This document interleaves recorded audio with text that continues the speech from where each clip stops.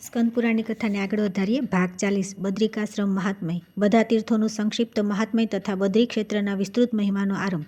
શૌનકજી બોલ્યા કે સમસ્ત ધર્મજ્ઞોમાં શ્રેષ્ઠ અને સંપૂર્ણ શાસ્ત્રોજ્ઞ તત્વજ્ઞ પુરાણના પૂર્ણ કુશળ સુજી સર્વધર્મથી રહિત ભયંકર કળિયુગ આવતા મનુષ્યો દુષ્કર્મના પ્રવૃત્ત થઈને બધા ધર્મોનો ત્યાગ કરી દે છે. તેમનું આયુષ્ય બહુ ઓછું હોય છે. તેમની પ્રાણશક્તિ, બળ, પરાક્રમ, તપસ્યા અને કર્માનુષ્ઠાન બધા અત્યંત ક્ષીણ થઈ જાય છે. તે બધા અધર્મપરાયણ અને વેદ શાસ્ત્રથી વંચિત હોય છે.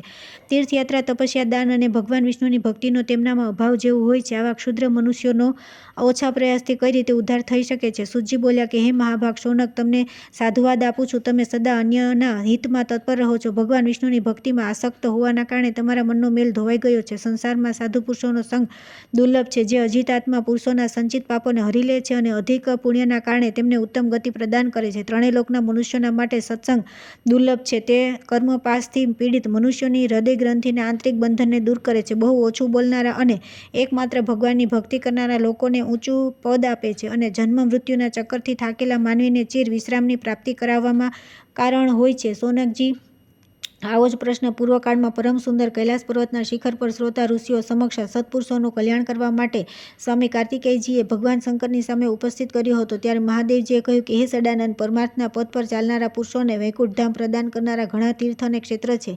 કોઈ કામના અનુસાર ફળ આપનારા છે અને કોઈ મોક્ષદાયક છે. ગંગા, ગોદાવરી, નર્મદા, તાપી, યમુના, ક્ષિપ્રા, પુણ્યમય, ગૌતમી, કૌશિકી, કાવેરી, તામ્રપર્ણી, ચંદ્રભાગા, મહેન્દ્રજા, ચિત્રોત્પલા, વેત્રવતી, શરયુ, ચર્માવતી, સત્રયુ, પયસ્વિની, ગંડકી, બાહુદા, સિંધુ અને સરસ્વતી આ બધી પવિત્ર નદીઓ છે અને વારંવાર સેવન કરવાથી ભોગ તથા મોક્ષ પ્રદાન કરે છે. અયોધ્યા, દ્વારકા, કાશી, મથુરા, અવંતી, કુરુક્ષેત્ર, રામતીર્થ, કાંચી, પુરુષોત્તમ ક્ષેત્ર, પુષ્કર ક્ષેત્ર, દુર્દર ક્ષેત્ર, વરાહ ક્ષેત્ર તથા બદ્રી નામના મહાપુણ્ય ક્ષેત્ર જે સર્વ મનોરથોને સિદ્ધ કરનારું છે. આ બધા ઉત્તમ તીર્થ છે. મુક્તિનું એક સાધન એવી અયોધ્યાપુરીના વિધિપૂર્વક દર્શન કરીને મનુષ્ય સર્વ પાપોથી મુક્ત થઈને ભગવાન વિષ્ણુના ધામમાં જાય છે.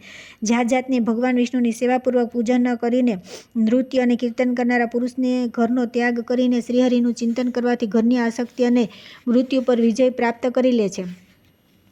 દ્વારકામાં સાક્ષાત શ્રીહરિ વિરાજમાન છે. તેઓ પોતાના નિવાસ મંદિરને કદી છોડતા નથી. હે સદાનંદ, ગૌમતીના સ્નાન કરીને ભગવાન વિષ્ણુના મુખારવિંદના દર્શન કરવાથી જ્ઞાન વિના જ મુક્તિ થઈ જાય છે. અસી અને વરુણાની વચ્ચે 5 કોસ સુધી વારાણસી ક્ષેત્ર છે. ત્યાં મણિકર્ણિકા, જ્ઞાનવાપી, વિષ્ણુ પાદોદક અને પંચનંદ કુંડમાં સ્નાન કરીને મનુષ્ય પુનઃ માતાના ગર્ભમાં આવતો નથી. કોઈ પણ પ્રસંગે કાશીમાં વિશ્વનાથજીના દર્શન કરવાથી મનુષ્યને જન્મ મૃત્યુ રહિત મુક્તિ પ્રાપ્ત થાય છે. હે કાર્તિકેય, તપસ્યા અને ઉપવાસમાં લાગેલો મનુષ્ય મથુરાપુરીમાં જન્મસ્થાન પર જઈને સર્વ પાપોથી મુક્ત થઈ જાય છે. વિશ્રામ ઘાટ પર વિધિપૂર્વક સ્નાન કરીને તલ સાથે જલથી તર્પણ કરે તો મનુષ્ય પોતાના પિતરોને નરકમાંથી ઉદ્ધાર કરી લે છે. સ્વયં વિષ્ણુલોકમાં જાય છે. અવંતીપુરીમાં વૈશાખ માસ આવે ત્યારે મનુષ્ય ક્ષિપ્રાના જળમાં વિધિપૂર્વક સ્નાન કરીને કોટી તીર્થમાં ડૂબકી મારે અને શ્રેષ્ઠ બ્રાહ્મણોને ભોજન કરાવીને મહાકાલેશ્વર શિવના દર્શન કરે તો સર્વ પાપોથી મુક્ત થઈ જાય છે. કુરુક્ષેત્રમાં તથા રામતીર્થમાં સૂર્યગ્રહણના સમયે યથાશક્તિ સુવર્ણદાન કરવાથી મનુષ્ય મોક્ષનો ભાગી થાય છે.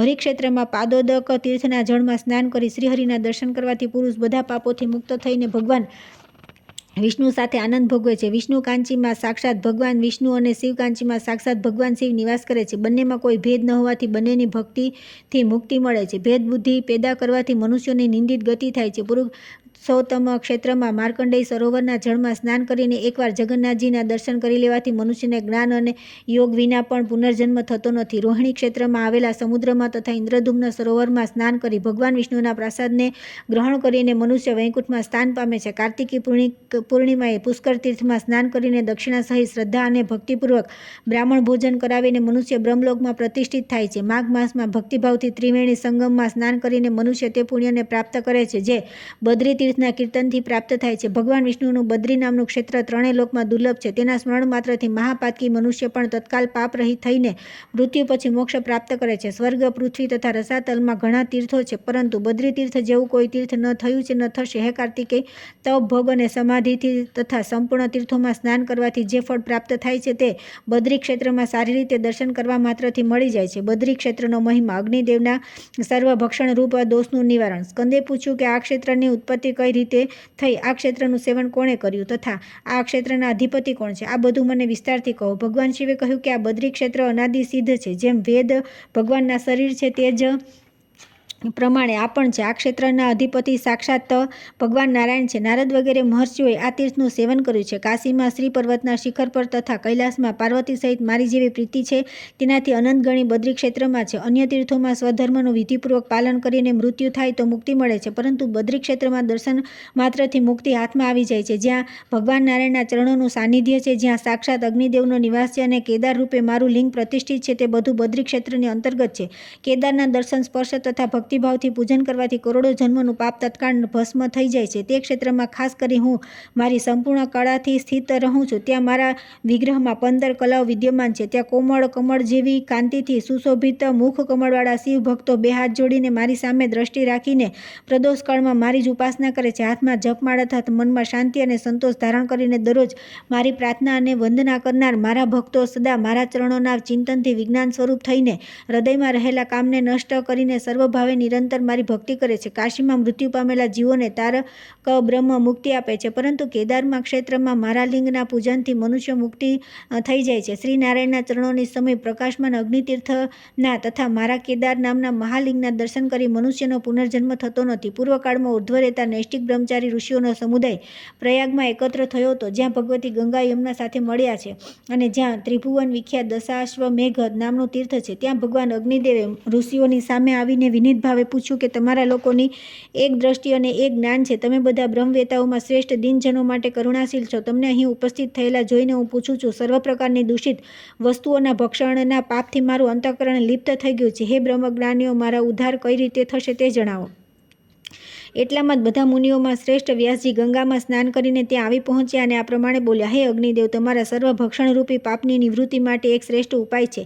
તમે બદ્રી ક્ષેત્રના શરણે જાઓ. ત્યાં દેવાધિદેવ સાક્ષાત ભગવાન જનાર્દન વિરાજમાન છે, જે સર્વના પાપોનો નાશ કરનારા છે. ત્યાં ગંગાજીના જળમાં સ્નાન કરી ભગવાનની પરિક્રમા અને દંડવત પ્રણામ કરવાથી બધા પાપોનો ક્ષય થઈ જાય છે. ત્યારે અગ્નિદેવ ઉત્તરાભિમુખ થઈને ગંધમાદન પર્વત પર આવ્યા અને બદ્રી તીર્થમાં જઈને ગંગાજીના જળમાં સ્નાન કરી ભગવાન નારાયણના આશ્રમ પર ગયા. ત્યાં ભગવાનને પ્રણામ કરી તેમણે ભક્તિ પૂર્વક સ્તુતિ કરી. જે વિશુદ્ધ વિજ્ઞાન ઘન સ્વરૂપ પુરાણ પુરુષ સનાતન પ્રજાપતિઓના પતિ સૌના ગુરુ એક હોવા છતાં પણ અનેક રૂપ ધારણ કરનારા અને સંપૂર્ણ જગતના એકમાત્ર સ્વામી છે. શેષનાગની સૈયા પર શયન કરનારા તે શુદ્ધ બુદ્ધિ નારાયણને હું નમસ્કાર કરું છું, જે પોતાની માયામય શક્તિનો આશ્રય લઈ સંસારનું સર્જન કરવાના ઉદ્દેશથી રજોગુણયુક્ત બ્રહ્માજીનું રૂપ ધારણ કરે છે. સત્વગુણથી યુક્ત થઈને આ જગતની રક્ષામાં કારણ બને છે અને તમોગુણનો સ્વીકાર કરી આ વિશ્વના સંહારકારી રુદ્ર બનેલા છે. તે ત્રિવિધ રૂપધારી ભગવાનની હું સ્તુતિ કરું છું, જે અવિદ્યાથી મોહતચિત સંપૂર્ણ વિશ્વના રૂપમાં પ્રગટ થયો છે અને વિદ્યાથી સમસ્ત ત્રિલોકમાં એક જ રૂપમાં વ્યાપ્ત થઈ રહ્યો છે. વિદ્યાનો આશ્રય લેવાથી જેને સર્વજ્ઞ અને ઈશ્વર કહે છે તે પરમેશ્વરનું શરણ લઉં છું, જેમણે ભક્તોની ઈચ્છાથી પોતાના દિવ્ય સ્વરૂપને પ્રગટ કર્યું છે. યોગ નિદ્રાનો સ્વીકાર કરીને શેષનાગની વિશાળ સૈયા પર પોતાને અર્પિત કરી રાખ્યા છે, જે રેશમી પીતાંબર ધારણ કરે છે અને 8 પ્રકારની અદ્ભુત શક્તિઓથી સંપન્ન છે. તે ભગવાન વિષ્ણુની હું સ્તુતિ કરું છું. આ પ્રમાણે સ્તુતિ કરવાથી સર્વાંતર્યામી ભગવાન નારાયણ પ્રસન્ન થઈને પવિત્રતાની ઈચ્છા રાખનારા અગ્નિદેવને મધુરવાણીમાં બોલ્યા કે હે અનગ, તમારું કલ્યાણ થાવ. તમે કોઈ વરદાન માગો, હું તમને વરદાન આપવા માટે આવ્યો છું. હું તમારી આ સ્તુતિ અને વિનયથી બહુ પ્રસન્ન છું. અગ્નિ બોલ્યા કે હે પ્રભુ, હું જે ઉદ્દેશથી આવ્યો છું તે બધું તમને જ્ઞાત છે, છતાં કહું છું અને આ રૂપમાં જગદીશ્વરની આજ્ઞાનું પાલન કરું છું. મારે સર્વભક્ષી તો થવું જ પડે છે, પરંતુ મારા આ દોષનું નિવારણ કઈ રીતે થાય તે વિચારીને મને બહુ ભય લાગી રહ્યો છે. ભગવાન નારાયણે કહ્યું કે આ ક્ષેત્રમાં દર્શન કરવા માત્રથી કોઈ પણ પ્રાણીનું પાપ રહેતું નથી. મારી કૃપાથી તમને કદી પાપનો સંપર્ક થશે નહીં. ત્યારથી લઈને સર્વ દોષ રહિત ભૂતાત્મા અગ્નિદેવ અહીં પોતાની કલાથી વિરાજમાન છે. જે પ્રાતકાળે ઉઠીને પવિત્ર ભાવે આ પ્રસંગને વાંચે અથવા સંભળાવે તે અવશ્ય અગ્નિતીર્થમાં સ્નાન કરવાનું ફળ પ્રાપ્ત કરે છે.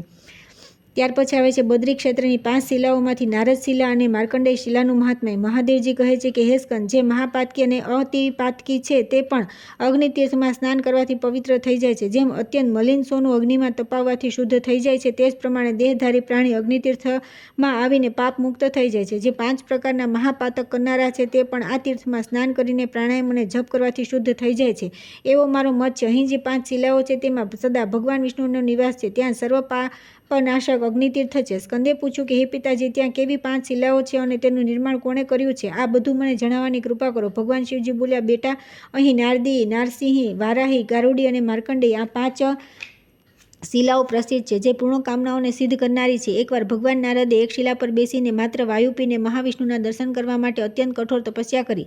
તેઓ 60,000 વર્ષો સુધી વૃક્ષની જેમ સ્થિર થઈને તે શિલા પર વિરાજમાન રહ્યા. ત્યાર પછી ભગવાન વિષ્ણુ બ્રાહ્મણનું રૂપ લઈને કૃપાપૂર્વક તેમની પાસે ગયા અને તે તપસ્વી નારદ મુનિને આ પ્રમાણે કહ્યું કે, હે મુને, જણાવો, તમારે શું જોઈએ છે? નારદજીએ કહ્યું કે, તમે કોણ છો?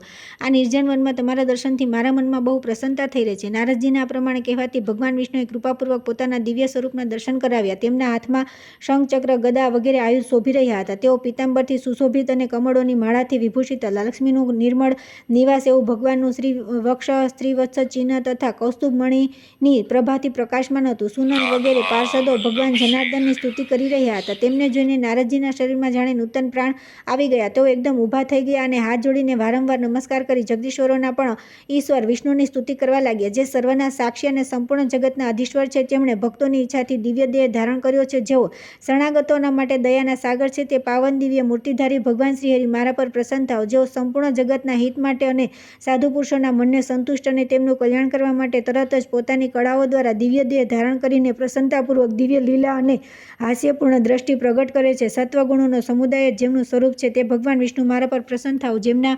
ચરણારવિંદોનું અર્ચન કરવાથી નિર્મળ ચિત્ત થયેલા માનવો જ્ઞાનરૂપી ખડગથી સંસાર બંધનના મૂળ હેતુઓને કાપી નાખી અને શોકરહિત થઈને તેમના સ્વરૂપ એવા બ્રહ્માનંદને પ્રાપ્ત થઈ જાય છે. દિનજનો પર કરુણા કરનાર તે ભગવાન વિષ્ણુ, મારા પર પ્રસન્ન થાઓ. જેમનું અનુકરણ કરનારા દેવતાઓ વિપત્તિઓના સમુદ્રને ગાયની ખરીની જેમ ઓળંગી જઈને નિર્ભય થઈને સ્વર્ગમાં નિવાસ કરે છે, તે સર્વ પ્રાણીઓના આત્મા છે. હે પ્રભુ, આપ વાસુદેવ, સંકર્ષણ, પ્રદ્યુમ્ન તથા અનિરુદ્ધ સ્વરૂપ વિષ્ણુને વારંવાર નમસ્કાર છે. હે જનાર્દન, આજે આપના દર્શનથી મારું જીવન ધન્ય થઈ ગયું, મારી તપસ્યા ફળદાયી થઈ અને મારું જ્ઞાન પણ સફળ થઈ ગયું. ભગવાન બોલ્યા કે, હે નારદ, તમારી આ તપસ્યા અને સ્તુતિથી હું પ્રસન્ન છું. ત્રણેય લોકમાં તમારાથી ચઢ્યા તો મારો બીજો કોઈ ભક્ત નથી. તમારું કલ્યાણ થાવ. તમે કોઈ વરદાન માગો. નારદજીએ કહ્યું કે, હે દેવ, જો તમે મને વરદાન આપો છો તો એક તો તમારા ચરણ કમળોમાં અવિચળ ભક્તિ આપો અને મારી શિલા પાસે રહેવાનું આપ કદી છોડશો નહીં. તે બીજું વરદાન છે. અને મારા આ તીર્થના દર્શન, સ્પર્શ, સ્નાન અને આચમન કરનાર મનુષ્ય ફરી સંસારમાં શરીર ધારણ ન કરે. આ મારું ત્રીજું વરદાન છે. ભગવાન બોલ્યા કે, એવમ વસ્તુ, હું તમારા સ્નેહવશ સમસ્ત ચરાચર જીવોને મુક્તિ આપવા માટે તમારા આ તીર્થમાં નિવાસ કરીશ. આ પ્રમાણે કહીને ભગવાન વિષ્ણુ ત્યાં જ અંતર્ધ્યાન થઈ ગયા. ત્યાર પછી નારદજી પણ થોડા દિવસ બદ્રી ક્ષેત્રમાં નિવાસ કરીને મથુરાપુરી ચાલ્યા ગયા. સ્કંદે કહ્યું કે, હે ભગવાન, હવે મને માર્કંડેય શિલાનો મહિમા કહો. ભગવાન શિવ બોલ્યા કે, પહેલા ત્રેતાયુગના અંતમાં માર્કંડેયજી તીર્થયાત્રા કરતા મથુરામાં આવ્યા. ત્યાં તેમને નારદજીના દર્શન થયા. માર્કંડેયજીએ નારદજીનું પૂજન અને પ્રણામ કર્યા. ત્યારે તેમણે જ્યાં સાક્ષાત નારાયણ વિદ્યમાન છે તે બદ્રી ક્ષેત્રનું મહાત્મય આ પ્રમાણે કહ્યું કે, હે સાધો, બદ્રી તીર્થ મહાક્ષેત્ર છે. ત્યાં ભગવાન વિષ્ણુનો નિત્ય નિવાસ છે. તમે ત્યાં જાઓ, ત્યાં તમને સાક્ષાત શ્રીહરિના દર્શન થશે. આ સાંભળી માર્કંડેયજીને બહુ આશ્ચર્ય થયું. તેઓ વિશાલાપુરીમાં આવ્યા અને ત્યાં સ્નાન કરી શિલા પર બેસી પરમ ઉત્તમ અષ્ટાક્ષર ઓમ નમો નારાયણ મંત્રના જપ કરવા લાગ્યા. 3 રાત્રિ જપ કર્યા પછી ભગવાન જનાર્દન તેમના પર પ્રસન્ન થયા અને તેમને શંખ, ચક્ર, ગદા, પદ્મ અને વનમાળા વગેરેથી વિભૂષિત સ્વરૂપના દર્શન આપ્યા. તેમને જોઈને માર્કંડેયજી એકદમ ઊભા થઈને પ્રણામ કરી પ્રેમથી ગદગદ વાણીમાં તેમની સ્તુતિ કરી. માર્કંડેયજી બોલ્યા કે, હે પરમેશ્વર, આ અશાસત્વ ક્ષણભંગુર સંસારમાં આપના યુગલ ચરણવિંદ જ સાર છે. સંસારી મનુષ્યનો ઉદ્ધાર કઈ રીતે થાય? હે અચ્યુત, હું આધ્યાત્મિક વગેરે ત્રણેય તાપોથી સતત થાકેલો છું. અનેક પ્રકારના વૃદ્ધિ પામેલા અજ્ઞાનથી આચ્છાદિત થઈને સંસારરૂપી અંધકારમાં ભટકી રહ્યો છું. કૃપા કરી મારો ઉદ્ધાર કરો. હે કરુણાસાગર, અનેક પ્રકારની યોનિઓમાં દબાઈને આવ્યો હોવાથી ગર્ભવાસની યાતનાઓને હું કેટલી વાર ભોગવી ચૂક્યો છું. હવે મારી રક્ષા કરો. જરા, મૃત્યુ અને બાલ્યાવસ્થા વગેરેના દુઃખોથી ભરપૂર સંસારથી હું બહુ પીડિત છું. છતાં આ દુઃખભર્યા સંસારમાં મારી સુખ બુદ્ધિ થઈ રહી છે. હે દયા સિંધુ, મારી રક્ષા કરો. ક્યારેક હું કીટ યોનિમાં પડ્યો, ક્યારેક સ્વેદજ યોનિમાં જન્મ લીધો, ક્યારેક ઉદ્વિજ યોનિમાં આવ્યો અને ક્યારેક સૌભાગ્યવશ મનુષ્ય યોનિને પ્રાપ્ત થયો. બધી યોનિમાં જન્મ લઈને વિપત્તિ ભોગવી રહ્યો છું. હવે તદ્દન નિસ્તેજ અને અનાથ છો. હે અચ્યુત, કૃપા કરીને પોતાના શરણે આવેલા મુજ સેવકનો ઉદ્ધાર કરો. બુદ્ધિમાન માર્કંડેયજી દ્વારા આ પ્રમાણે કહ્યા પછી ભગવાન વિષ્ણુએ પ્રસન્ન થઈને કહ્યું કે, હે બ્રહ્મર્ષિ, મારી પાસે કોઈ વરદાન માગો. માર્કંડેયજીએ કહ્યું કે, હે ભગવાન દીનવત્સલ, જો આપ મારા પર પ્રસન્ન હો તો આપના પૂજન અને દર્શનમાં મને અવિચળ ભક્તિ આપો. મારી ઈચ્છા છે કે આ શિલા પર આપનો નિવાસ અખંડ રહે. આ જ મારા માટે વરદાન છે. બહુ સારું કહીને ભગવાન વિષ્ણુ અંતર્ધ્યાન થઈ ગયા. ત્યાર પછી માર્કંડેયજી અતિ પ્રસન્ન થઈને પોતાના પિતાના આશ્રમ પર ચાલ્યા ગયા. જે મનુષ્ય આ પ્રસંગને સાંભળે છે તેને ભગવાન ગોવિંદની પ્રાપ્તિ થાય છે. ત્યાર પછી આવે છે ગરુડ શિલા, વરાહી શિલા અને નરસિંહ શિલાની ઉત્પત્તિ અને મહિમા. ભગવાન શિવ કહે છે કે કશ્યપજીના પત્ની વિંતાના ગર્ભથી 2 મહાબળી અને મહાપરાક્રમી પુત્ર થયા, જેમનું નામ હતું ગરુડ અને અરુણ.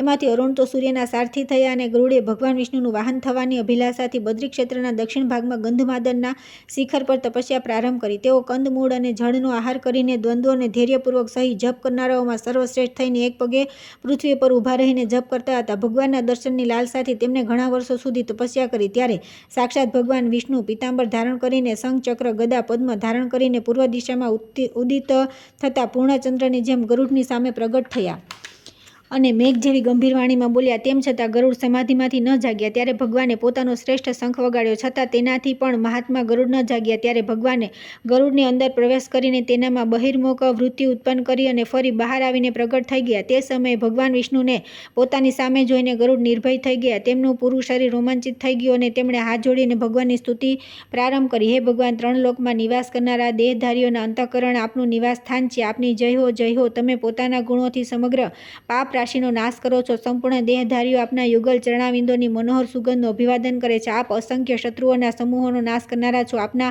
સિંહાસન પર જે કમળ છે તે પ્રણામ કરનારા સમસ્ત દેવતાઓ અને અસુરોના અતિશય પ્રકાશમાન કોટી કોટી મુગટોથી સુશોભિત થાય છે. આપ પોતાના ભક્તોના હૃદયમાં ફેલાયેલા અજ્ઞાનમય અનંત અંધકાર સમૂહને ચંદ્રમાની જેમ નિવારણ કરો. આપના મનોહર ચરણ આધ્યાત્મિક, અધિદૈવિક અને અધિભૌતિક 3 પ્રકારના સંતાપોનો નાશ કરનાર છે. સંસારની ઉત્પત્તિ, સ્થિતિ અને સહારૂપી વિલાસરૂપી આપના બ્રહ્મા, વિષ્ણુ અને શિવરૂપી ત્રિવિધ સ્વરૂપ છે. તેની કીર્તિમયી પ્રભાથી સંપૂર્ણ જગત સમુદાય પ્રકાશિત થાય છે. જેમ સૂર્ય પોતાના કિરણોથી સમસ્ત વિશ્વને પ્રકાશિત કરે છે, આપ પોતાના ભક્તજનોના હૃદય કમળમાં ભ્રમરની જેમ શોભી રહ્યા છો. પોતાના જ્ઞાનમાં નિહિત સંપૂર્ણ વેદ વિદ્યાથી આપનું માનસ સદૈવ પ્રકાશિત રહે છે. જે મુનિજન આપના ભક્ત છે તે આપના ચરણાવિંદોની સદા વંદના કરતા રહે છે તથા આપના ચરણોથી નખથી પ્રગટ થયેલા ગંગાના જળથી પોતાને પવિત્ર કરનારા દેવતા અને મુનિ આપની ચરણરજને હૃદયપૂર્વક પ્રણામ કરે છે અને તેને જ આપની પ્રસન્નતાનો સાર માને છે. હે જગદીશ્વર, આપને નમસ્કાર છે, નમસ્કાર છે. જેઓ 8 શક્તિઓ સાથે વિરાજમાન છે, જેમના કંઠમાં વનમાળા શોભી રહી છે, જેઓ પીતાંબર અને પુષ્પમાળાથી શોભાયમાન છે, જેમના ચરણ કમળવન સુશોભિત છે તથા જેમની સંપૂર્ણ ઇન્દ્રિયો સતત સાવધાન રહે છે, તે ભગવાન વિષ્ણુ મારી રક્ષા કરો. ચલ અચલ ત્રિવિધ તાપની શાંતિના માટે જેઓ ચંદ્રમા સમાન છે, દેદીપ્યમાન સૂર્ય જેવી જેમની કાંતિ છે, જેમણે એક હોવા છતાં અનેક રૂપ ધારણ કર્યા છે, તે પરમ બુદ્ધિમાન શ્રીહરિ મારી રક્ષા કરો. જેઓ ભક્તોના ચિંતન માટે નૂતન અવતાર રૂપ ધારણ કર્યા કરે છે, જે વૈદિક માર્ગોમાં ચાલનારાઓનું અનેક પ્રકારે હિત કર્યા કરે છે, જે પરમેશ્વર જ આવી લોકહિતની રીત છે તથા જે સમસ્ત ગુણોથી શોભાયમાન છે, પ્રેમ અને ભક્તિ સંપન્ન પુરુષોને જ જેમની પ્રાપ્તિ થાય છે અને પોતાના સેવકોને જોઈને જેમના મનમાં કરુણા ઉભરાય છે, તે ભગવાન વિષ્ણુ સમસ્ત સંસારની રક્ષા કરો. એ જ ભગવાન પોતાના હાથમાં દંડ લઈને સ્વેચ્છાચારી મનુષ્યો પર યમરાજની જેમ શાસન કરે છે અને જે પોતાના બતાવેલા નિયમોની રક્ષા કરનારા મહાપુરુષોનું પાલન કરવા માટે સદા અનુકૂળ હોય છે. એ ભગવાન શ્રીહરિ મારા સંપૂર્ણ દુઃખોનું નિવારણ કરનારા થાવ. મહાત્મા ગરુડે આ પ્રમાણે સ્તુતિ કરી. ત્યારે ભગવાન વિષ્ણુએ ત્યાં ત્રિપદગામિની ગંગાને બોલાવ્યા. ત્યારે તે પર્વત પર સાક્ષાત પંચમુખી ગંગા પ્રગટ થયા. તેમના જ જળથી ગરુડજીએ ભગવાનને પદાર્ધ્ય આપ્યો. પછી તેઓ વરદાન માગવા માટે ભગવાન દ્વારા પ્રેરિત થઈને બોલ્યા કે હે ભગવાન, હું એકમાત્ર તમારું વાહન થાઉં અને તમારી કૃપાથી દેવતા અને દૈત્યોમાં કોઈ પણ બળ, વીર્ય અને પરાક્રમ દ્વારા મને જીતી ન શકે. આ મારી શિલા નામે પ્રસિદ્ધ થઈને સમસ્ત પાપોથી મુક્ત કરનાર થાય તથા આના સ્મરણથી મનુષ્યને કદી વિષજનિત વ્યાધિ ન થાવ. ત્યાર પછી બહુ સારું કહીને ભગવાન વિષ્ણુ અંતર્ધ્યાન થઈ ગયા. સ્કંદે કહ્યું કે હે ભગવાન, હવે વરાહી શિલાનું મહાત્મય કહો. ભગવાન શિવ બોલ્યા, રસાતળમાંથી પૃથ્વીનો ઉદ્ધાર કરી અને યુદ્ધમાં હિણાક્ષ નામના દૈત્યને મારીને ભગવાન વરાહ બદ્રી ક્ષેત્રમાં આવ્યા તથા પ્રલયકાળની સમાપ્તિ સુધી ત્યાં રહ્યા. વરાહજીએ શિલારૂપે ત્યાં જ નિવાસ કર્યો. સ્કંદે કહ્યું કે હે પ્રભુ, હવે નારસિંહ શિલાનું મહાત્મય કહો. ભગવાન શિવ બોલ્યા કે ભગવાન ઋષિ પોતાના નખોના અગ્રભાગથી જ લીલાપૂર્વક હિરણ્યકશિપુનો વધ કરીને પ્રલયકાળના અગ્નિની જેમ ઉદીપ્ત દેખાવા લાગ્યા. ત્યારે દયાળુ દેવતા આવીને દૂર ઊભા રહીને લીલાથી અવતાર વિગ્રહ ધારણ કરનારા ભગવાન વિષ્ણુની સ્તુતિ કરી. ત્યારે પોતાના તેજથી સમસ્ત દેવતાઓ અને અસુરોને પણ વ્યાપ્ત કરનારા ભયાનક પરાક્રમી નૃસિંહજી પ્રસન્ન થઈને બોલ્યા કે હે દેવતાઓ, તમે લોકો મારી પાસે કોઈ વરદાન માગો જે તમારી સુખ શાંતિનું એકમાત્ર સાધન હોય. તે સમયે દેવતાઓના સ્વામી બ્રહ્માજીએ કહ્યું કે હે ભગવાન ઋષિ, તમારું આ અત્યંત ઉગ્ર રૂપ સમસ્ત દેહધારીઓને ભયભીત કરી રહ્યું છે, તેથી તેને સમેટી લો. તેમની પ્રાર્થના અનુસાર દિવ્ય રૂપ ધારણ કરીને ભગવાને ફરી કહ્યું કે હે દેવતા, હું તમારા પર પ્રસન્ન છું. જણાવો તમારું કયું કાર્ય કરું. દેવતા બોલ્યા કે અમારું અભિષ્ટ વરદાન એ જ છે કે તમે મનને પ્રસન્ન કરનારા પરમ શાંત ચતુર્ભુજ રૂપે જ અમને દર્શન આપ્યા કરો. ત્યારે ભગવાન તેમને દિવ્ય દ્રષ્ટિએ નિહાળીને વિશાલાપુરી ચાલ્યા ગયા. ત્યાર પછી દેવતાઓનો ભય શાંત થઈ ગયો અને તેમણે જળની અંદર વિરાજમાન ભગવાન વિષ્ણુના દર્શન, નમસ્કાર અને પરિક્રમા કરીને પોતપોતાના લોકમાં ચાલ્યા ગયા. ત્યાર પછી અતિશય ભક્તિભાવથી નમ્ર તપસ્વી ઋષિઓ આવ્યા અને અત્યંત અદ્ભુત પરાક્રમવાળા ભગવાન ઋષિના દર્શન કરીને તેમની આ પ્રમાણે સ્તુતિ કરવા લાગી. હે સંપૂર્ણ વિશ્વના સ્વામી જગદીશ્વર, આપને નમસ્કાર છે, નમસ્કાર છે. વિશ્વને અભય પ્રદાન કરનારા હે વિશ્વમૂર્તિ, આપ કૃપાના સાગર છો. આપના ચરણ કમળ સેવન કરવા યોગ્ય તીર્થ રૂપ છે. હે લક્ષ્મીપતિ, અમારા પર દયા કરો. ભક્તની ઈચ્છા અનુસાર વિચિત્ર શરીર ધારણ કરનારા હે વિશ્વમુખ, હે વિશ્વભાવન, આપ પ્રસન્ન થાઓ. ત્યારે ભગવાન ઋષિઓને પ્રસન્ન થઈ કહ્યું કે વર માગો. ઋષિ બોલ્યા કે હે જગદીશ્વર, જો આ પ્રસન્ન હો તો કૃપા કરીને કદી બદ્રી ક્ષેત્રનો ત્યાગ કરશો નહીં. આ અમારી અભિષ્ટ માગણી છે. ભગવાને એવમ વસ્તુ કહી તેમની પ્રાર્થના સ્વીકારી લીધી. ત્યાર પછી બધા ઋષિઓ પોતપોતાના આશ્રમ પર ચાલ્યા ગયા અને ભગવાન ઋષિ પણ શિલારૂપ થઈ ગયા.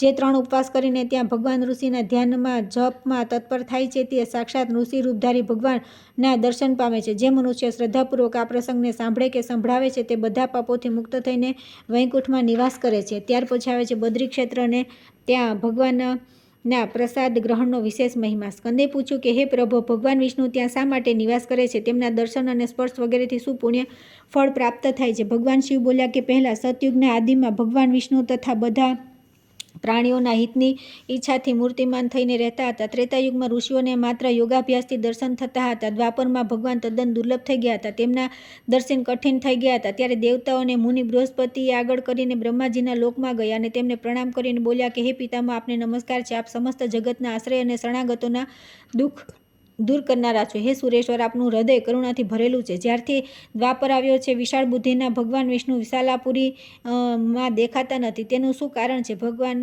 બ્રહ્માજી બોલ્યા કે હે દેવતા, હું આ વાત જાણતો નથી. આજે તમારા મોઢે જ સાંભળ્યું છે. ચાલો આપણે ક્ષીર સમુદ્રના તટે જઈએ. બ્રહ્માજીના આ પ્રમાણે કહેવાથી દેવતાઓ અને તપસ્વી મુનિ તેમને આગળ કરીને ક્ષીરસાગર પહોંચીને વિચિત્ર પદ અને અર્થવાળી વાણી દ્વારા દેવાધિદેવ જગદીશ્વર વિષ્ણુની સ્તુતિ કરવા લાગ્યા. બ્રહ્માજી બોલ્યા કે હે સમસ્ત પ્રાણીઓની હૃદય ગુફા નિવાસ કરનાર પુરુષાધ્યક્ષ, આપને નમસ્કાર છે. હે વાસુદેવ, આપ સર્વના આધાર છો, સંસારની ઉત્પત્તિના કારણ છો અને આ સમસ્ત જગત આપનું સ્વરૂપ છે. આપ જ સંપૂર્ણ પ્રાણીઓના કારણ, સ્વામી અને આશ્રય છો. એકમાત્ર સુંદર પુરુષોત્તમ, આપ આપની માયાશક્તિનો આશ્રય લઈને વિચરો છો. આપ એક હોવા છતાં અનેક રૂપોમાં વ્યક્ત થાઓ છો. સર્વત્ર વ્યાપક હોવા છતાં દયાવશ ભક્તોના હૃદય કમળમાં ભ્રમરની જેમ વિરાજો છો અને તેમને અનેક પ્રકારનો આનંદ આપો છો. હે જગદીશ્વર, હું આપને પ્રણામ કરું છું. જેમના નામામૃતના રસને એકવાર ચાખી લીધા પછી મનુષ્ય મોક્ષ સુખને પણ તણખલાની જેમ ઠુકરાવી દે છે. હે ભગવાન વિષ્ણુ, હું ભજન કરું છું. આ પ્રમાણે સ્તુતિ કરવાથી ભગવાન વિષ્ણુ ક્ષીરસાગરથી ઉપર આવ્યા. તેમને માત્ર બ્રહ્માજી જોઈ શક્યા. બીજા લોકોએ ન તેમને જોયા કે ન જાણ્યા, પણ ભગવાને જે કંઈ કહ્યું તે બ્રહ્માજીએ સાંભળ્યું અને ભગવાનને પ્રણામ કરીને દેવતાઓને સમજાવ્યા. હે દેવતાઓ, બધા લોકોની બુદ્ધિ વિકૃત થઈ ગઈ છે. તે જોઈને ભગવાન તેમની દ્રષ્ટિથી છુપાઈ ગયા છે. આ સાંભળીને દેવતાઓ સ્વર્ગલોકમાં ચાલ્યા ગયા. ત્યારે મેં સંન્યાસીનું રૂપ ધારણ કરીને નારદ તીર્થથી ભગવાન વિષ્ણુને ઉપાડ્યા અને સમસ્ત લોકના હિતની ઈચ્છાથી બદ્રિકાશ્રમમાં સ્થાપિત કરી દીધા. તેમના દર્શન માત્રથી મોટા મોટા પાતકો ક્ષણવારમાં નષ્ટ થઈ જાય છે.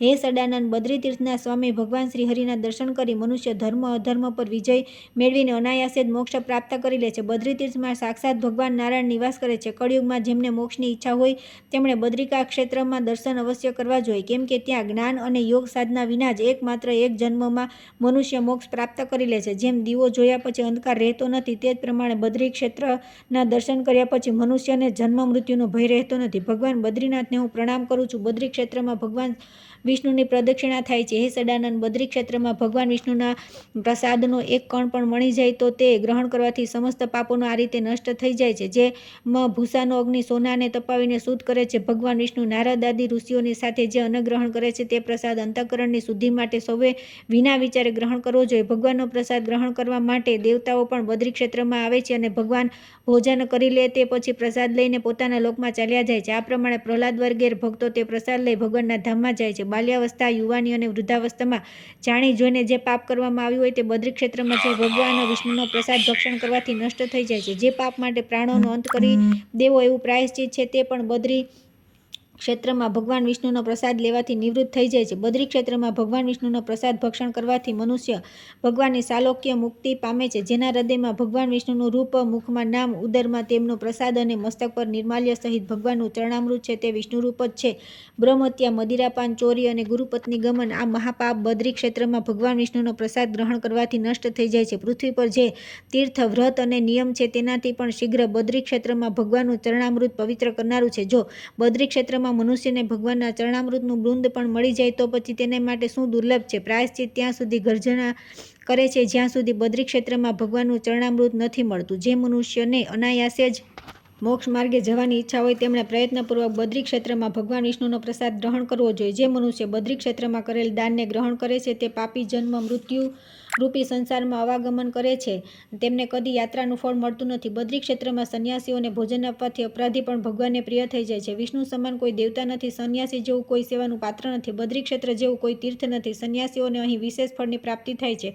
10 વાર વેદાંત સાંભળવાથી જે પુણ્ય થાય છે તે બદ્રી તીર્થના દર્શન માત્રથી સંન્યાસીઓને પ્રાપ્ત થાય છે. જ્ઞાની, અજ્ઞાની, સંન્યાસી અથવા વ્રતપરાયણ બધા પુરુષો અભીષ્ટ ફળ પ્રાપ્તિ માટે બદ્રી ક્ષેત્રના અવશ્ય દર્શન કરવા જોઈએ.